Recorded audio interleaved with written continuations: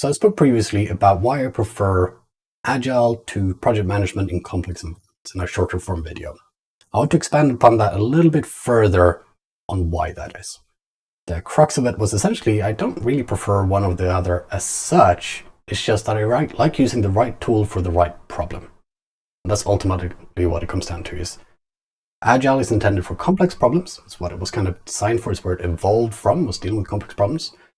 Project management is really meant to deal with what's often referred to as complicated problems. This is where you get into the categorization of different types of problems. There's different frameworks and complexity research around it. It's a whole other topic for another day, but suffice to say, generally speaking, what we talk about is complicated problems, the link between cause and effect, or as I like to put it, the link between a lever and a dial moving can be found before you do the work, provided you have the requisite knowledge. You do the requisite analysis. In a complex problem, the link, the lever that connects the dial, cannot be found before you do the work. You have to do the work, i.e. you have to run experiments where you just pull some levers to see which dials move and how much and where. And that's the tricky part. That is what project management is not designed to do. It's designed to help you efficiently and expertly execute a known solution path. Which is fine. It's fantastic even for those things. However, in the wise words of many people, including my favorite project manager, Mike Tyson, everyone's got a plan until they get punched in the face. That is to say, things happen, right? You make a plan and then the world changes around you. How many businesses had just expanded into a brand new, beautiful office and then COVID hit? Some might not know this. I gave my wife a beautiful birthday present for her 30th birthday. A trip to anywhere in the world. And a month later, lockdown happened globally. I still owe her that holiday. All right? Plans versus reality. Sometimes we need to rethink things. It's okay, it's life. And that's what Agile is there to deal with those variables, with that uncertainty, when things just change in ways we weren't expecting.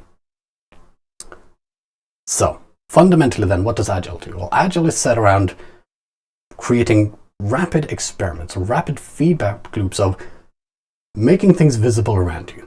That includes the stuff we don't want to see, but we have to see, which is why often people start doing Agile and say, ow, now everything looks like it sucks and hurts. It was always there, we just made it visible. And then we inspect it. Guess what? That stuff that hurts and sucks, we look at it. We try and draw connections between it and where we want to go. And then we make changes, adaptations. We run experiments to get us closer to that goal.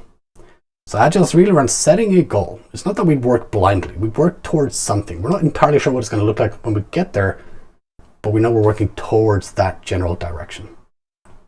Like a vision, but more tangible, more measurable in its progress towards it, right? You don't necessarily have to ever get to a vision. With a goal, you want to be able to get to it. And then we run those empirical process loops to get there, those feedback loops of transparency, inspection, and adaptation.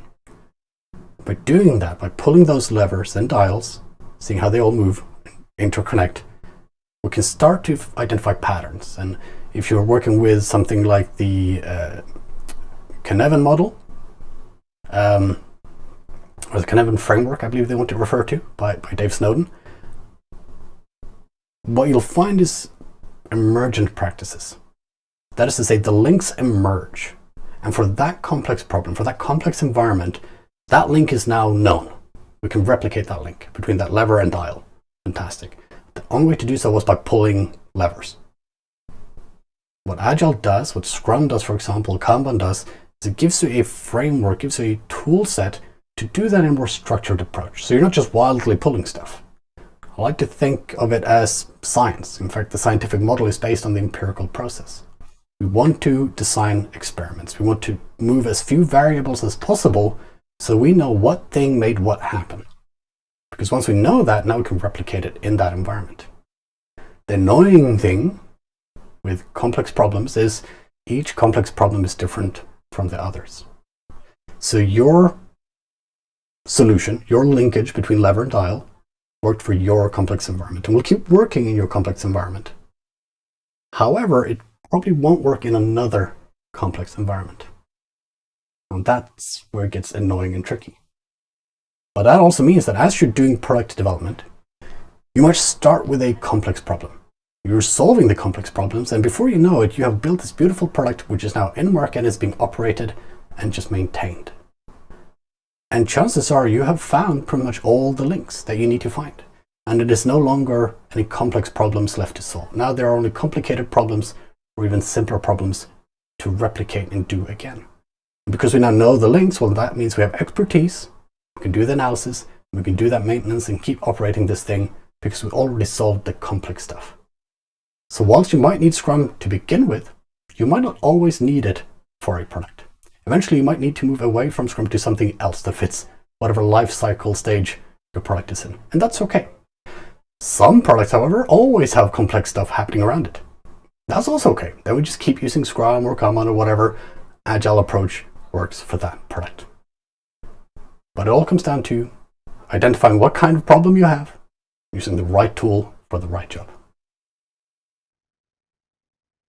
All right, thank you very much for watching. And if you like what you saw and you want to hear more about what I've got to say in the future on similar questions, or if you have a question yourself, please reach out to me on LinkedIn. That's the easiest way to get a hold of me. You can also email me at oscar.styf@pragmaticshift.com. Please do like the video, share it with others if you think they might benefit from it, or follow my profile to see stuff as they come out as well. And I would love to be your Scrum trainer. So please find my content on pragmaticshift.com. You can find the courses I've scheduled for the year, or on scrum.org.com as well. Look forward to seeing you in my classroom soon.